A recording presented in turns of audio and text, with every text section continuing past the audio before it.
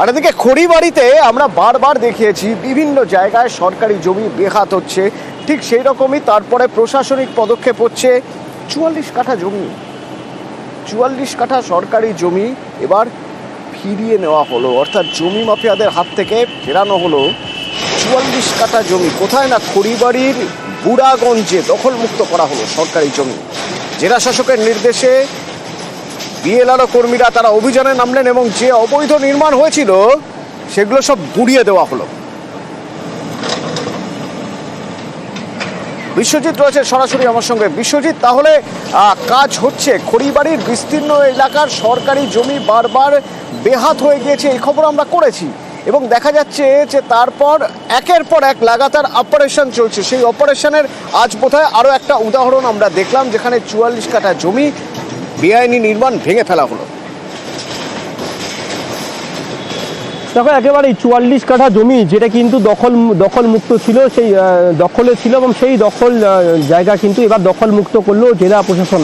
মূলত জেলা শাসকের নির্দেশেই এদিন 7 সকালে এই খড়িবাড়ির যে চন্নাজোদ এলাকা, যেখানে প্রায় 44 কাঠা জমি দখল রেখেছিল দুলাল বর্মন নামে এক মাদক ব্যবসায়ী, সেই জমি কিন্তু এবার দখলমুক্ত করা হলো। একেবারে আর্থ মুমার নামিয়ে চারিদিকে বাউন্ডারি ওয়াল সঙ্গে একটি টিনের ঘর, সেটিকে কিন্তু একেবারে দুর্মুষ করে দেওয়া হয়, এবং জেলা প্রশাসনের নির্দেশে সেখানে কিন্তু পশ্চিমবঙ্গ সরকারের সরকারি বোর্ড বসানো হয়।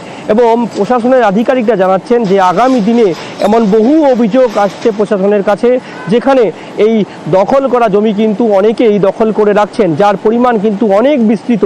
44 কাঠা জমি, তুমি জানো যে রাজ্য সরকারের পক্ষ থেকে ভূমিহীনদের 3 কাঠা জমির উপর বাড়ির নির্দেশ এবং ভূমির পাট্টা দেওয়া হয়, কিন্তু দেখা যাচ্ছে বেশ কিছু জমি মাফিয়ারা, বেশ কিছু মাদক ব্যবসায়ীরা, তারাও কিন্তু বিভিন্ন জায়গায় সরকারি জমি দেখারে দখল নয়, সেখানে অবৈধ নির্মাণ করছেন।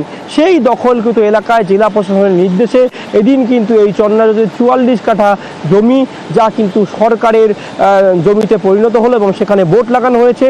এবং প্রশাসনের আধিকারিকরা জানাচ্ছেন আগামী দিনে এমন বহু জায়গা রয়েছে, সেখানেও কিন্তু এই ধরনের অভিযান হবে। এবং এসডিপিও নকশালবাড়ি তিনি জানাচ্ছেন যে পুলিশকে সহায়তার জন্য জানানো হয়েছে। যেখানটা অবৈধ বিল্ডিং বানাচ্ছে সেগুলো আমরা ধীরে ধীরে আমরা সরকারের দখলে নিচ্ছি এবং সাইনবোর্ড লাগাচ্ছি। এটা আমাদের প্রচুর সরকারি একটা ধারাবাহিক প্রক্রিয়া, এটা আগামী দিনেও চলবে। এবং কোনো জনক ব্যক্তি তার সরকারি জমির উপর বাউন্ডারি এবং বাড়ি করে, সেটা এইসব যেগুলো আমাদের তথ্য চলে আসছে সেগুলো আমরা তদন্ত করার পরে সেই স্টেপগুলো আমরা ধাপে ধাপে এগোবো। প্রসিডিউর নোটিশ সরকারিভাবে সব পদ্ধতি মেনেই আমরা এই কাজটা করি। It was a wasteland, government land basically. Government land पे एक illegally occupied था, तो सिविल एडमिन से कोऑपरेशन चाहिए था, तो भी provided as a police. So SDO sir ने ऑर्डर किया हुआ था ऑलरेडी इसको भांगने का, तो उसमें आज हमने पुलिस असिस्टेंस प्रोवाइड किया बस। পঞ্চায়েতের কাজ, সেই কাজের প্রতিবাদ করে কোর্টে চলে গিয়েছিলেন। ফল কি হলো?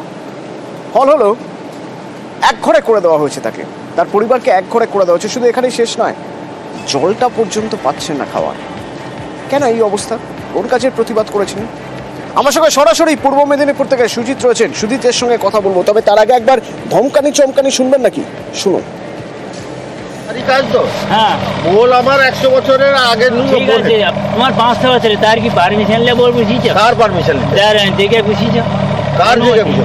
আমার জায়গা বুঝছ? আমি বলি আমি যদি তোমার জায়গায় করি তুমি বাধা দাও। কি তোমার জায়গা বলো তো, বেশি কথা বল। তো তোমার কাজ তো তুমি যদি দরকার তোমার আইনে কি করে আছে করে কত বছর আগে বুঝতে পারছো? কত বছর থেকে কিনছো? তার কি পারমিশন? আমি কি এখন আমি যে না বলছি কিছু তো একটা আলোচনা করুক, তারপরে তো আলোচনাটা কি আমার তো ক্ষতি করলে কইব। আমি তো বলি যে আমি তো সকালে এসে বললি একটু বন্ধ রাখো, বাবা আসুন। না কিসের জন্য বন্ধ? আমি তো বললাম বাবা আমার সঙ্গে রয়েছে সরাসরি। সুজিত, কি সমস্যা? কেন হঠাৎ এত ধমকানো হচ্ছে, চমকানো হচ্ছে? আদালতে গিয়ে এমন কি অপরাধ করে ফেলেছেন উনি?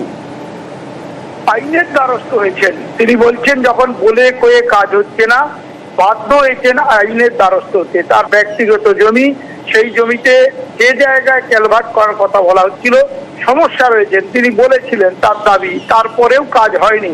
বদলে কি জুটেছে না, সালিসি সভায় একবারে তাকে নিদান দেওয়া হয়েছে, তাকে সামাজিক বয়কট করার জন্য। সেখানে তুমি যেটা বললে যে জল নিতে বাধা দেওয়া হচ্ছে, শুধু তাই নয়, ধান চাষ করতে বাধা দেওয়া হচ্ছে এবং তাকে রীতিমতো একঘরে করে রাখা হয়েছে এই সমাজে।